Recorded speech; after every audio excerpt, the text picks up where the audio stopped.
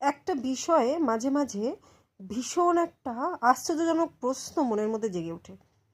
বুঝে পাই না ব্যাপারটা কি করে ঘটে।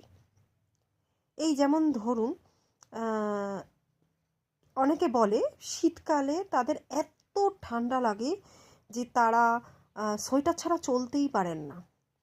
শুনি, মন দিয়ে তাদের কথা শুনি, তাদের এতই ঠান্ডা। কিন্তু সেই মানুষগুলোই আবার অনুষ্ঠান বাড়ি, বিয়ে বাড়ি এগুলো পড়লে হালকা পাতলা জামা কাপড় পরে, সোয়েটার ছাড়া, কিংবা চাদরটাকে জাস্ট একটা স্টাইলিশভাবে গায়ের সঙ্গে লাগিয়ে তীব্র হাওয়া লাগাতে লাগাতে চলে যায় বিয়ে বাড়ির সাজ দিয়ে। তাদের কি তখন ঠান্ডা লাগে না? নাকি ঠান্ডাগুলো সব ডানা মেলে তখন উড়ে যায়? ভাবলেই কেমন একটা তালগোল পাকিয়ে যায়। ঠিক বুঝতে পারি না ব্যাপারটা কি ঘটতে চলেছে।